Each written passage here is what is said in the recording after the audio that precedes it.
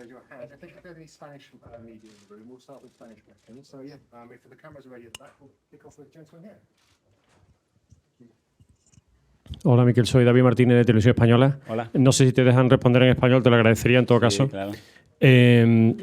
Parece, después de la derrota con el Lens y que el Sevilla no ganara tampoco allí en Holanda, los dos partidos que tenéis ahora son clave para la clasificación, ¿no te parece así? Seguro, cuando miras el grupo y cómo estamos todos hay muchísima igualdad, demuestra la dificultad de la competición, del nivel de los rivales, y mañana nos enfrentamos a un rival con una experiencia y un éxito increíble en competiciones europeas y que nos va a exigir el máximo para ganar. Hola, buenas tardes. Tito González, Mediaset. Se habla mucho en España del tema arbitral. No sé si tú desde Inglaterra has podido ver el partido Sevilla-Real Madrid. ¿Qué te parece que se hable tanto en España de los árbitros? ¿Cómo ves el nivel arbitral en España desde Inglaterra? Gracias. Bastante tenemos con hablar de lo que pasa en la Premier como para hablar de lo que pasa aquí, que se hable de fútbol, que se hable del partido de mañana, de lo bonito que va a ser jugar en un ambiente como este y que se hable de lo bien que lo ha hecho el Arsenal y de cómo hemos conseguido ganar a un rival tan fuerte. Por aquí, Mikel, David Niebla para Ojo Halcón. Vimos a un Sevilla muy diferente al que habíamos visto con Mendilibar el pasado sábado.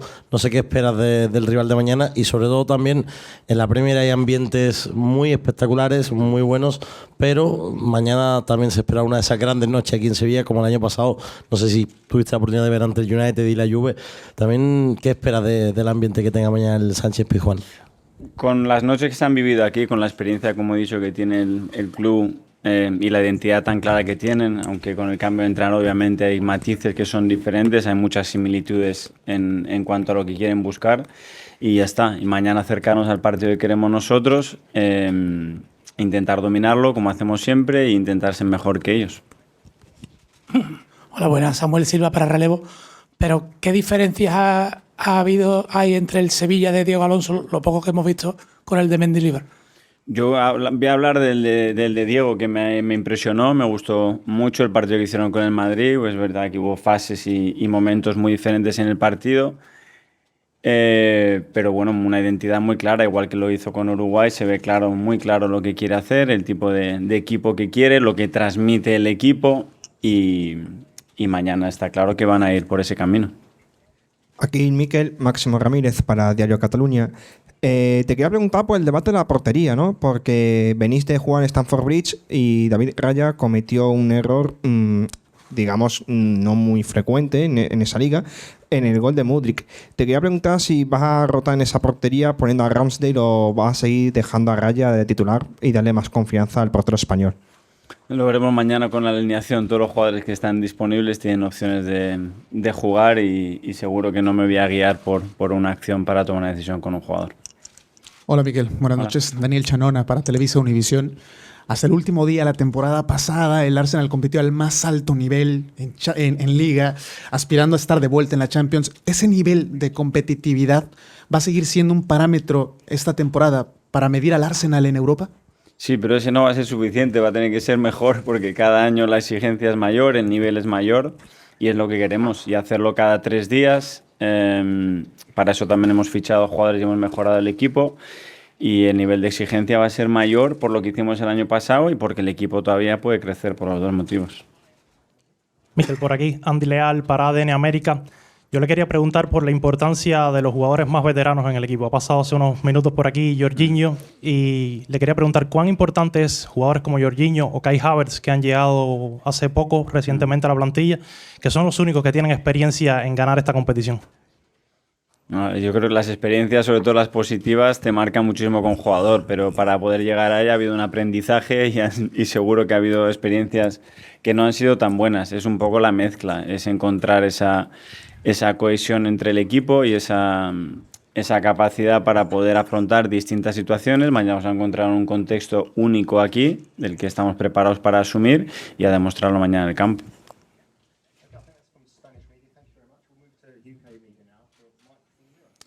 Mikel, when you bought Kai Havertz to the club, as well as adding to your squad depth, did you, in all competitions, did you have the Champions League in mind? Because he has a good track record in this competition after all, scored the winner in a final, scored a couple of tasty goals for Chelsea in it last season. Is this his sort of stage? Is this where we might see the best of him? Well, that's certainly one of the reasons, obviously his quality and the number of things that he already done in his career at his age. And then to improve the starting 11 as well, because he's a player with tremendous quality that is going to help us to be better. Hi, Mikel. After Saturday's game, once again, there was a lot of talk about David Raya. Is it sort of unrealistic every time a goalkeeper drops a cross or makes a mistake that someone expects you to change the goalkeeper all the time? I don't know. It's depending where is that coming from someone from football. When errors are part of football and mistakes happen from defenders, for strikers, and for goalkeepers, for sure. For sure not.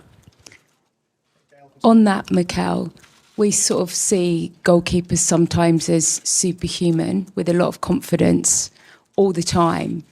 But actually, is Raya maybe suffering because he is in the spotlight so much? I haven't seen that. If I'm fair, I haven't seen that. That's all.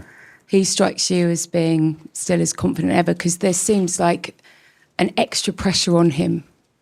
But that's the pressure of playing big clubs where you have to win and you have to be at your best and you have someone next to you that is pushing you every single day. But if we go play by play, position by position, you would tell me what's happening at left back, what happens with the holding midfielder. Did you ask Jorginho a question already? And if Gabriel Jesus is here, is another question on that. That's the debate and that's the beauty of the game as well. And the fact that you have other options is going to make those talks more frequent as well. Mikel, on Saturday, Bukayo Saka finished the game wearing the captain's armband. Is he part of what you consider the leadership group of this team now? Yes.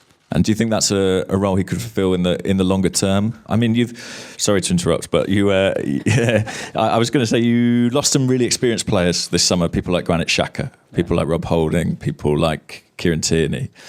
Are you happy and satisfied with how the kind of new generation, are people stepping into those leadership roles?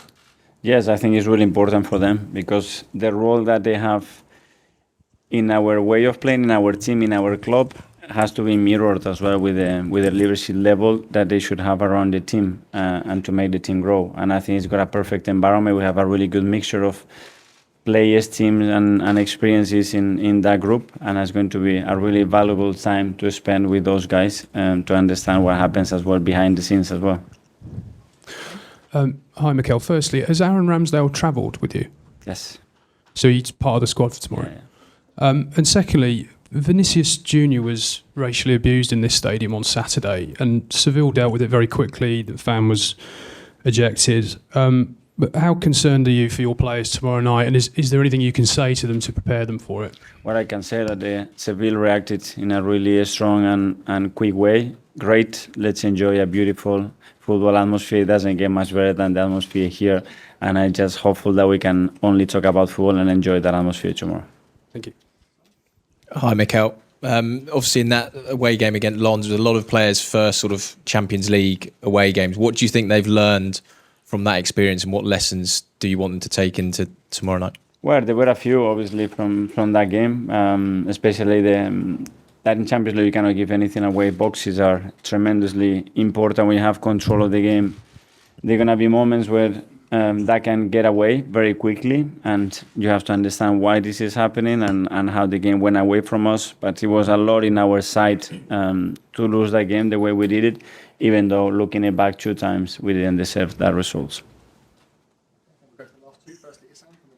Hi, Jose Antonio Reyes, of course, played for both clubs, and from what I recall, I think you both were at the Spanish setup at the same time. What do you remember about him, and what kind of memories could this match obviously evoke for the family and the club? Great memories. He was my roommate. We spent quite a lot of time together. Fantastic character, very special personality, and an incredible football talent. At that age, I can't recall a better player than he had. Absolutely everything. And he played for both clubs. He's part of our history in a big way because he was part of the Invincibles as well. And yeah, hopefully he's up there. I'm feeling proud for both clubs, and tomorrow it will be a very special night for him. Mikel, just following on from Simon's question about Lons, when you look at your away form in Europe over the last few years, it's kind of necessary, hasn't matched or mirrored the league form. Do you have any reason perhaps why maybe some of the away results haven't been as good? And Jorginho himself talked about the kind of controlling the emotions away, controlling the crowd. Yeah, and as well because the opponents are really good, and to win away from home is always difficult. To win away from home in Europe, you see a shift in all the top teams that they are not the same results. So margins become critical, and as Georgie said, the mindset, the emotional state of the team in certain moments to go through difficult ones, it's absolutely key. Okay, everyone. Thanks, everyone. Yeah, thank you. Gracias.